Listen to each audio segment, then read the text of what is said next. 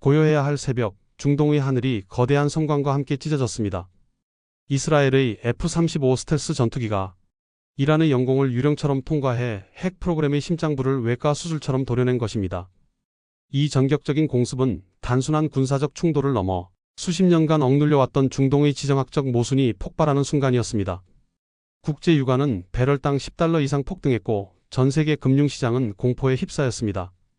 이번 공격은 이란의 핵시설뿐만 아니라 정규군과 혁명수비대를 아우르는 군 최고 수뇌부까지 동시에 제거하며 그 대담성과 정밀함으로 전 세계를 경악시켰습니다. 모든 것은 정말 예고된 수순이었을까요? 트럼프의 그림자와 미국의 역할은 무엇이며 이제 벼랑 끝에 내몰린 이란은 어떤 선택을 하게 될지 가능한 모든 시나리오를 심층적으로 분석합니다. 이번 사태의 본질을 이해하기 위해서는 건국 이래 단 한순간도 실존적 위협에서 벗어나 본 적 없는 이스라엘의 생존 강박을 먼저 깊이 들여다봐야 합니다. 사방이 적대적인 이슬람 국가에 둘러싸인 이스라엘에게 핵무기는 국가의 생존을 보장하는 최후의 보루이자 성역입니다. 공식적으로는 시인도 부인도 하지 않는 핵모호성 전략을 유지하고 있지만 중동의 유일한 비공식 핵보유국이라는 점은 공공연한 사실입니다. 이러한 배경에서 이스라엘은 다른 중동 국가, 특히 적대국의 핵무장을 자국의 존재 자체를 지워버릴 수 있는 실존적 위협으로 간주해 왔습니다. 과거 두 차례의 역사가 이 원칙을 피로써 증명합니다. 1981년 프랑스의 지원으로 건설되던 이라크 사담 후세인의 오시라크 원자로를 F-16 전투편대의 장거리 비행으로 파괴한 오페라 작전이 그 시작이었습니다. 2007년에는 시리아가 북한의 지원을 받아 비밀리에 건설하던 알키바르 핵시설을 F-15편대를 동원해 잿더미로 만든 오차드 작전으로 그 의지를 다시 한번 세계에 각인시켰습니다. 이란은 이라크나 시리아와는 차원이 다른 위협이었습니다. 단순히 국경을 맞댄 적이 아니라 이스라엘을 지도에서 지워버려야 한다고 공언하며 헤즈볼라, 하마스 등 대리 세력을 통해 끊임없이 이스라엘을 공격해온 이념적 숙적이기 때문입니다. 페르시아계 시아파의 맹주를 자처하는 이란이 핵무기까지 손에 넣는다는 것은 이스라엘에게는 매일 밤 핵공격의 악몽에 시달려야 하는 재앙 그 자체입니다. 따라서 국제원자력기구와 IAEA가 이란의 우라늄 농축 수준이 무기급 90%의 문턱인 60%를 넘어 사실상 핵문턱 국가가 되었다고 발표했을 때 이스라엘 내부에서는 이미 카운트다운이 시작되었습니다.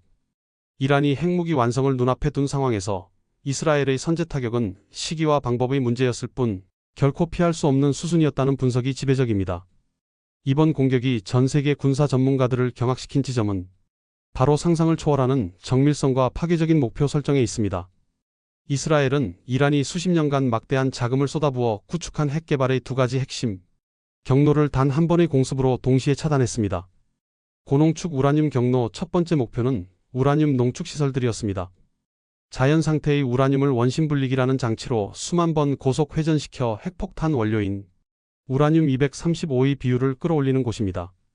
이란의 핵심 시설인 나탄즈와 특히 서방의 폭격을 피하기 위해 산 깊숙한 지하에 건설한 포르도의 시설이 주요 타격 대상이었습니다. 이곳의 최신형 원심분리기들이 파괴되면서 히로시마에 투하된 리틀보이와 같은 우라늄탄 개발 능력은 사실상 마비되었습니다. 플루토늄 경로 두 번째 목표는 플루토늄 생산이 가능한 아라크의 중수로였습니다. 원자로 가동 후 남는 폐연료봉을 재처리하면 나가사키에 투하된 펜맨의 원료인 플루토늄을 얻을 수 있는데 아라크 중수로는 바로 이 플루토늄 생산에 최적화된 시설입니다.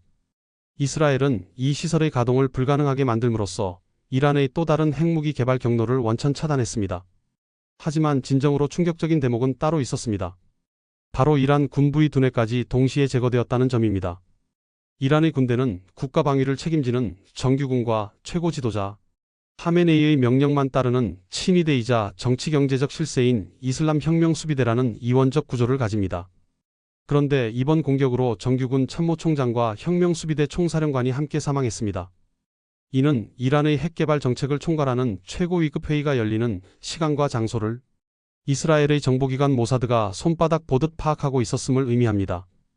핵개발의 하드웨어 시설과 소프트웨어 핵심 과학자, 그룹, 군 지휘부를 한 번의 공격으로 완벽하게 제거한 것입니다.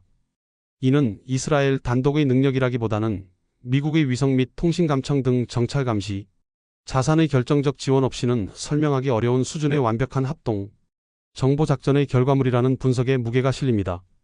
이 모든 사건의 배경에는 도널드 트럼프 미국 대통령의 그림자가 짙게 드리워져 있습니다. 2015년 오바마 행정부가 체결한 이란 핵합의는 이란의 핵활동을 동결하는 대가로 서방의 경제 제재를 해제해주는 대화를 통한 문제 해결 방식이었습니다. 하지만 트럼프와 이스라엘은 핵 개발 능력 자체를 제거하는 것이 아니라 일시적으로 활동을 늦출 뿐인 미봉책이자 시간이 지나면 효력이 다하는 최악의 협상이라며 극도로 불신했습니다. 결국 트럼프는 2018년 집권과 동시에 핵합의를 일방적으로 파기하고 이란의 돈줄을 끊는 최대 압박 정책을 재개했습니다.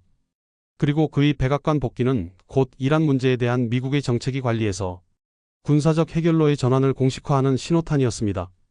트럼프가 추구하는 중동 질서는 이란을 중심으로 한 시아파 저항의 축을 완전히 분쇄하고 이스라엘과 사우디 등 친미 순위파 국가들을 묶어 새로운 안보 동맹을 구축하는 것입니다. 이러한 맥락에서 트럼프 대통령이 폭격 직전 이라크 주재 미 대사관 직원들에게 철수를 명령했다고 직접 인정한 것은 이번 공격이 미국의 암묵적 동의를 넘어 사실상의 그린라이트 아래 이루어졌음을 보여주는 강력한 방증으로 해석될 수밖에 없습니다. 이제 모든 공은 이란으로 넘어갔습니다. 국가의 자존심과 최고 지도자의 권위, 군부의 명예가 한순간에 잿더미가 된 상황에서 최고 지도자 하메네이는 건국 이래 최악의 딜레마에 빠졌습니다.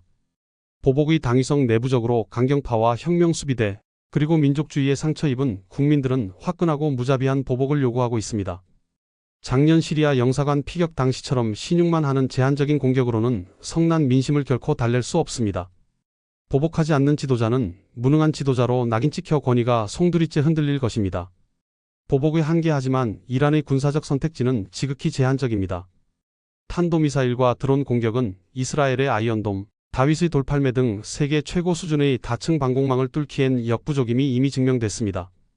전면전을 벌이기엔 미국과 이스라엘의 압도적인 공군력 앞에 승산이 없습니다. 유일한 카드는 세계 석유 물동량의 30%가 지나는 호르무즈 해협을 봉쇄하거나 레바논의 헤즈볼라 등 대리 세력을 총동원하는 비대칭 공격뿐입니다. 실패의 대가 만약 보복이 실패로 돌아가거나 미국의 본격적인 군사 개입을 초래할 경우 그 대가는 상상을 초월합니다. 최대 압박 정책으로 이미 피폐해진 경제는 완전히 붕괴할 것이며 히잡 강제 착용, 반대 시위 등 신정 통치에 대한 국민적 피로감이 극에 달한 상황에서 실패한 전쟁은 1979년 이슬람 혁명 체제 자체를 무너뜨리는 내부 붕괴의 기폭제가 될 수 있기 때문입니다.